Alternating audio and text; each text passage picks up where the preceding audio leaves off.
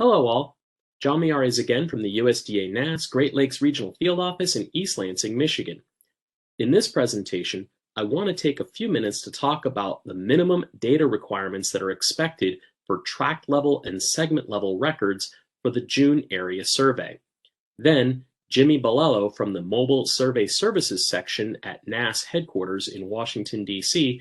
will be demonstrating what might happen in CAPI when those minimum requirements are not met.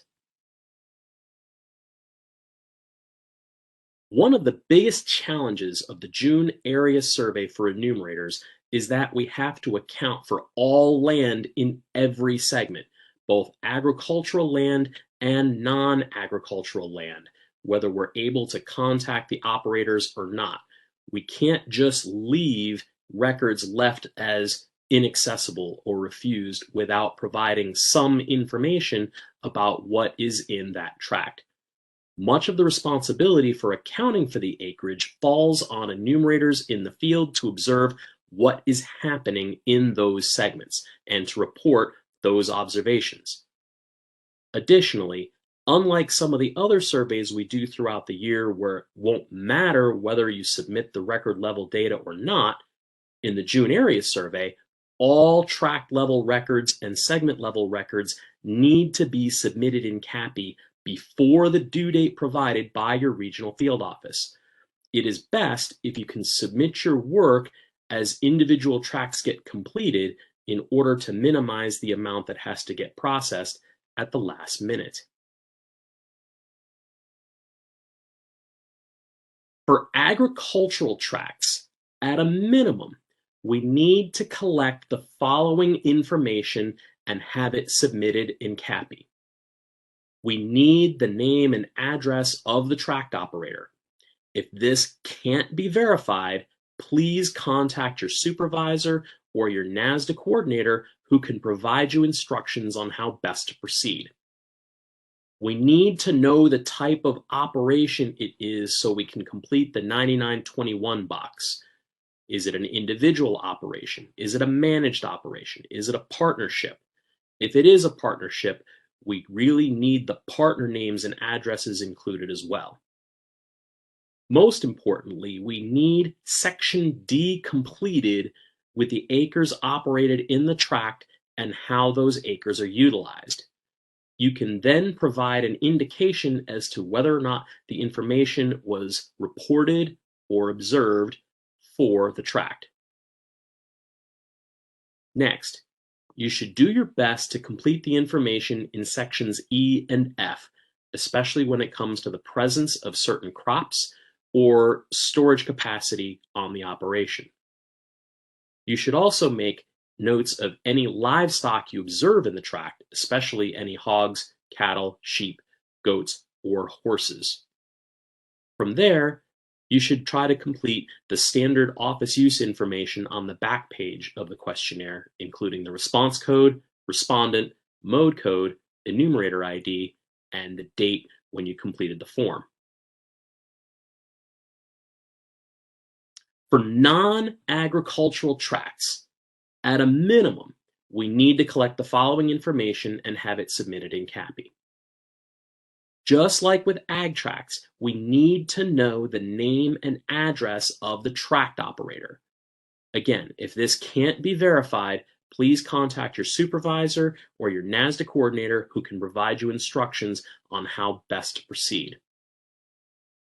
We also will need the information for columns 18, 20, and 20A on the screener form completed and entered into CAPI. These include knowing the acres in the tract to the nearest tenth of an acre, the potential for agricultural activity to take place in that tract before next June, and the type of non-ag tract it is using one of the 12 codes and categories listed on the back of the screener form. Any narrative description of the land use is welcome as well.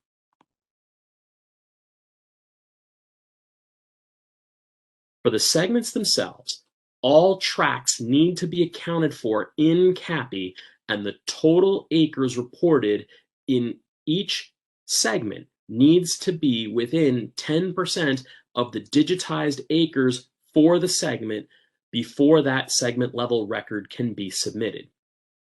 In many states and regions, the expectation is that the total reported acres will be within 5% of the digitized acres, partly because we would be preferring to get as close to the digitized acres as possible. Please consult with your supervisor, your NASDA coordinator, or the survey statisticians from your regional field office for more guidance in this. In summary, you need to submit every tract and segment level record in CAPI for every segment you are assigned. When you submit the information, you need to include these minimum data requirements. As the field enumerator, you are the only person who can provide us this critical information. You are the only one who's been authorized to drive around and observe what is in the segment. Without this minimal amount of information, the statisticians in the office cannot clean up the records or meet our due dates for this survey. To help remind you of what's expected, the CAPI instrument will generate alerts with big orange banners if you try to submit incomplete data for a tract or a segment. In the remainder of this video, Jimmy Bolello of the Mobile Support Services section at NAS headquarters will be demonstrating what will happen when the minimum amount of data is not provided.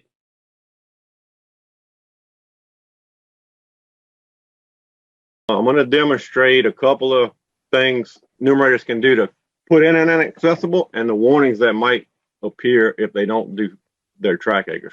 Okay, here is one I'd started. So this track has been screened as an ag track. So I have gotten into the questionnaire, and that's at this point where I'm going to decide if, I can't get a hold of this farmer. I'm going to have to do something to complete the track. So the way that we suggest not having to go through the whole questionnaire is there's a hot link button at the top, and it's in every CAPI survey. So I'm on page 1 right here of the ag track. So I can type in my inaccessible here, and I can click on that button. So what it just did, it took me to the end.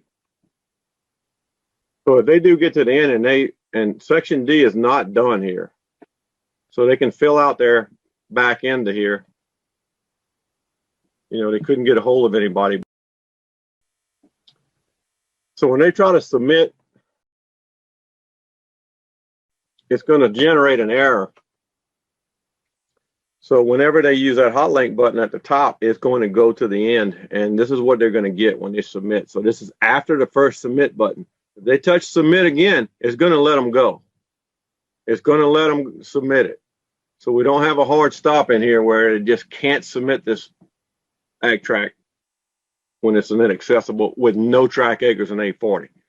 So the way to get back there is, so if you can go back, I hit 2 clicks right there. You see what it did? It went all the way to the beginning. So they're going to have to go in and at least pick operation description. And then I'm right at section D. So I didn't have any acres here. So the numerator tried to submit this with no acres. I'm going to put some acres in, and that's my observed, and and so on. And like you would do on a paper questionnaire, you would go in and fill in what you know. So if it's, pasture, it's all pasture. You can get at least that done. So the way to get back, how do I get back to the end? I don't want to go through the whole questionnaire. I may know he got some cattle. I'm going to have to thumb down through the cattle. I'm going to have to go down the sheep if I know he's got sheep and goats. There's no way around thumbing through these pages to get the data that you need to put in there.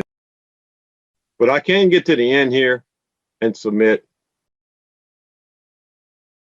I just go back, and I'm back at the end. And I need to fill in my response codes at the end. And then I'll submit it, and then it's going to submit.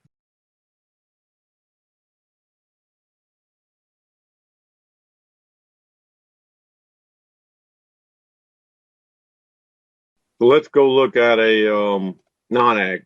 So this one is an unscreened non-ag tract. And for informational purposes, I'm going to verify that's doe farms and nothing's changed.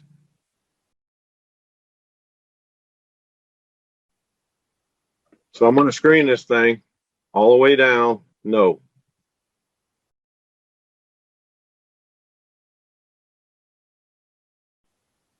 So I've screened this guy's non-ag. So you need an entry in 846.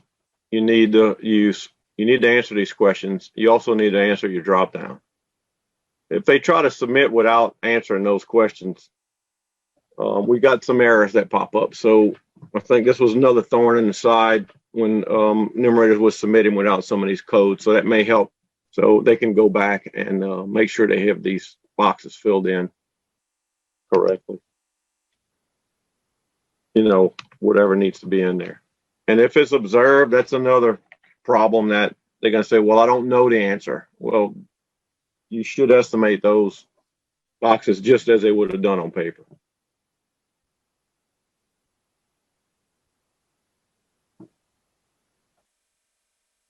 Now, again, this error is going to come up only once, which is probably a downfall of that, but at least they will see that yellow banner up there when they leave some stuff blank on non-ags.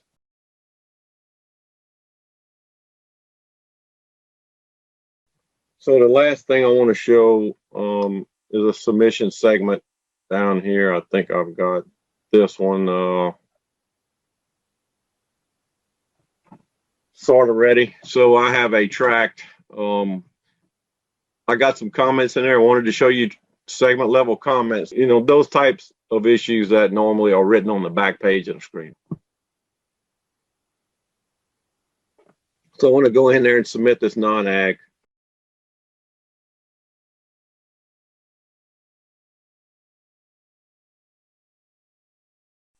I just wanted to show you a fully submitted segment.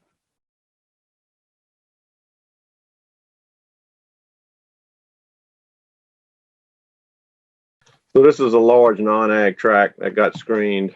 No, it's woods. I'm going to go ahead and submit it. And then you'll see a timestamp show up. So both of these tracts are submitted. This is pretty much ready to go. My RADA I purposely did this.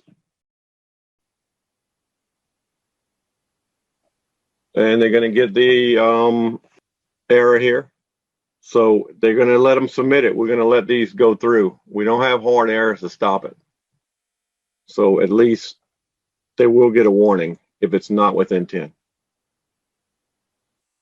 If I touch it again, it's going to submit. So I just wanted to show you some of those warnings that the numerators might receive when they're trying to get through these segments. Thanks, Jimmy, and thank you all for your attention. If you have additional questions, please do not hesitate to contact your supervisor, your NASDA coordinator, or regional office staff. Thanks for watching, and we hope to see you all again very soon.